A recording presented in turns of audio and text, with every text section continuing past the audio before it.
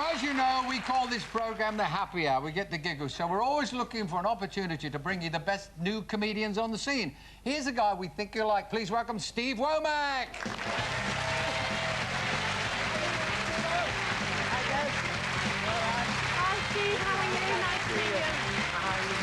Now, I've been told you are a Yorkshire lad and you're from Yorkshire, right, Steve? I certainly am, yeah. I was born there.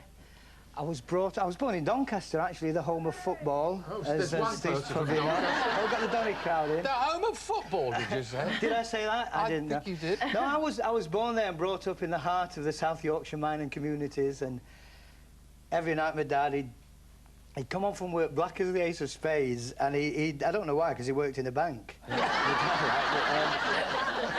I went to school there and everything. I was very insecure as a child. Yeah.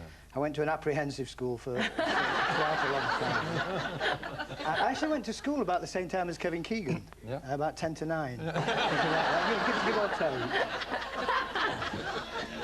Do you think that Northerners and Southerners are different? Oh, I should say so. Yes, yeah. Ask the Donny people up there. I think what it is, and you probably found this, Mel. Go on. That when I get down here, they seem to have a very strange attitude towards Yorkshire people, quaint in its own way. Basically, they think we're thick. And it's mostly those counties that go around the outskirts of London. Surrey and Berkshire and Cheshire, yeah. All that sort of thing. That was a sad response from this. I actually heard somebody over there said Cheshire's in Scotland. What's he on about? There's only one incident I can think of where I have actually really been taken advantage of. And I was down here filming for 3 months because I got a new camcorder. And you want all the best, Arc the Triumph, all that sort of thing. And I'm stuck in this flat without a telly. I've got to have a telly. So I went out to Curry's in Camden. Sorry for the advert there, at Dixon's. And I picked a telly. I'm very patriotic, me. It's got to be British or I won't buy it. And I picked this telly out. And he's putting it in the box on the floor, this kid. And I said, "He's British, that, isn't it?" He said, "Yeah, it's British, mate." There's a lot of Welsh in London. And I said, "You sure it's British?" He says, "Yeah, get it, Paul." And I just happened to see on the back of the box, built-in antenna. Yeah, I'm stupid, yeah. You're not going to stand for that. No, it's cheap antennas. Assume that you've lived in Yorkshire all your life, the way you took. Yes. The happy memories of those early days, those school days and all of that sort of stuff. You left school. You're married, aren't you? You can tell, can't you? Yes. Yeah, there is that look about it. Is your wife from Yorkshire? No, I met my wife in Australia, actually, and... Australia? I said, "What the hell are you doing here? Who's looking after the kids?" Following me around the world. I wouldn't be surprised if she walked through that door now. And, no, she is Australian, actually, and we got married in Australia. And we decided to move back and live here. I don't think you can even contemplate spending your whole life in Doncaster, in Adelaide, with Doncaster calling. So we moved back over here, and we go back for the occasional holiday. The last time we went, she made me put weight on.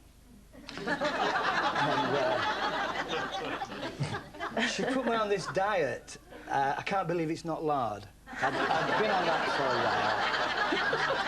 And I said, "I'm not stripping off and sprawling out over these gorgeous Australian beaches with all this round my gut and Greenpeace trying to roll you back into the sea before you die, you know." And she said, "Why don't you get something done about it?" I said, "Like what?" She said, "Why don't you get one of those Jane Fonda videos?" And I said, "All right, then I will." And I went into town and bought one, $12.99, which I thought was a bit expensive for that sort of thing. But anyway, I fetched it home.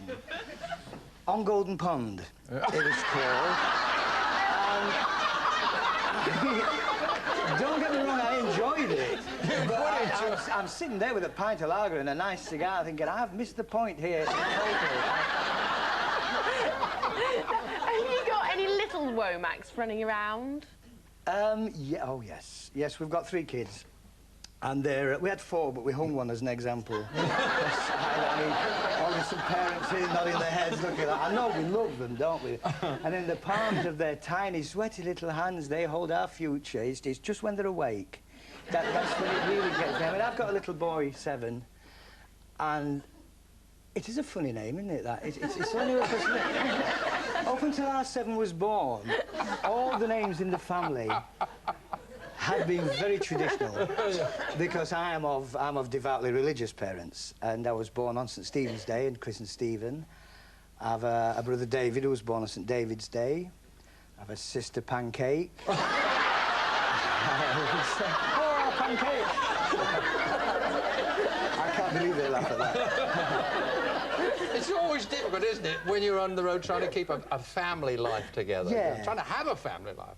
Well, no, I do see them quite a lot. I mean, I'm away quite a bit. It's lovely to go. It's one of the perks of this job. I should be on that plane tomorrow morning, and I'm not going anywhere. I'm taking half an inch off the kitchen door. It's the weather, isn't it? The time. Yeah. You've got to be fit to go on stage.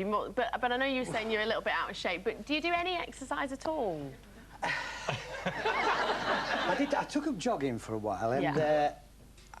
I got a little bit embarrassed the first time. I was overtaken by an old couple taking the dog for a walk, and that was... But I did get, for Christmas, and I can't say who bought me this, I think it was a bit of a joke, they were having a go, an exercise rowing machine.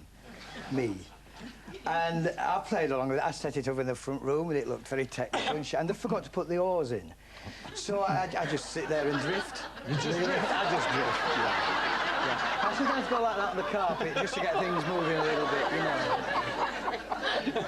Yeah, it's lovely. Well, we've got about 35 seconds. Can you leave us with one or two of your favourite gags, Steve? I've got to say to my wife to apologise and all that, because we've fallen out, and I hate it when we fall out. I mean, I don't know what it is with women. Is it just me? No, I mean, do they fall out with it over the most stupid things? Or is it just... What about all the times I was faithful to her? she never mentions that in an argument, does she? Oh, no. Will you thank Steve Womack? Remember the name, Steve Womack. Thank you. A lovely Steve. Great stuff. Oh. He'll be back. Yeah, he's good, isn't he? Funny guy, funny guy.